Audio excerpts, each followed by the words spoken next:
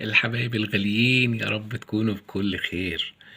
النهارده انا نزلت عملت كام مشوار كده، فما كنتش لسه فطرت. فحبيت ان انا اجرب سندوتش هنا مشهور كده في اماكن للاكل بتبقى متاحه، مثلا في الاسواق، في المناطق السكانيه الكبيره المليانه سكان يعني. اوكي، على السواحل بيسموها بوفيه. زي ما عندنا كلمة بوفيه في مصر كده، كانت منتشرة زمان. يقول لك البوفيه اللي في الشركة، البوفيه اللي هو البوفيه ده موجود، بس موجود بمتخصص بقى بيعمل كل أنواع السندوتشات من أول الجبنة لحد الفراخ واللحمة وخلافه، والأطباق برضو إيه السريعة يعني. ف... فالفكرة قلت أما أجرب سندوتش.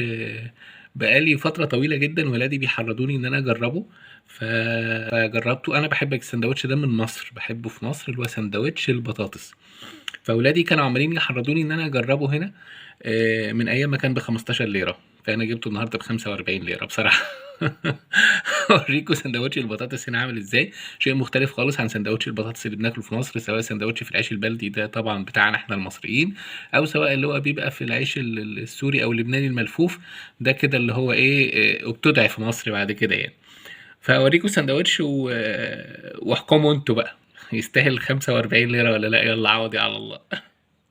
هو ده كده سندوتش البطاطس، بيجي في علبة يعني متعرفش، هو مزيج ما بين السندوتش وباكت البطاطس اللي ما شاء الله كبير يعني. فنفتح الناحية التانية. طبعا هو يفترض يفترض ان في عيش تحت. العيش اهو، يعني السندوتش ما شاء الله لا قوة الا بالله. اوكي، سندوتش اهو، تمام.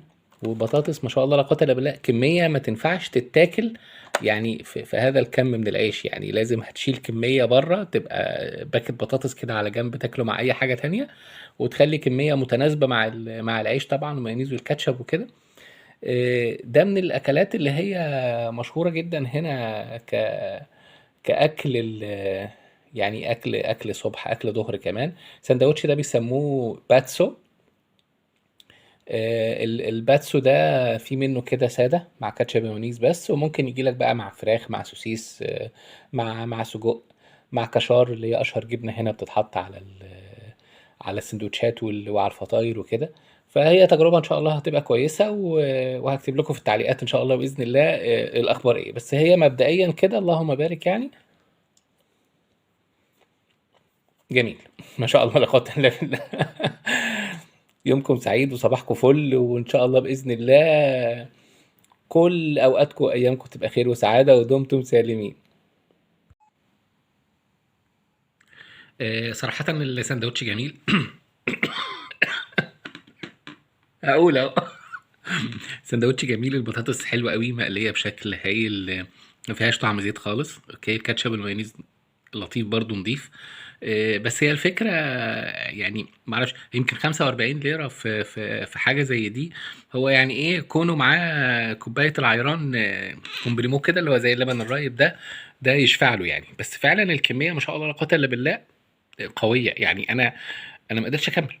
انا هوريكم المتبقي من السندوتش يعني. ده بسم الله ما شاء الله لا قوة الا بالله، ده اللي اتبقى بعد ما انا اكلت يعني. تقريبا اكلت نص العيش، رغم ان انا بقالي فتره طويله موقف العيش الابيض، بس بصراحه مع البطاطس والكاتشب والمايونيز قلت النهارده بقى اليوم الفري. اوكي، وكميه البطاطس هايله فظيعه، انا ما قدرتش كده خلاص تمام. والعيران طبعا هضم الموضوع، فكان لطيف جدا. والحمد لله رب العالمين، وزي ما بيقولوا هنا افيات اولسون. ودايما دايما دايما دمتم سالمين يا حلوين.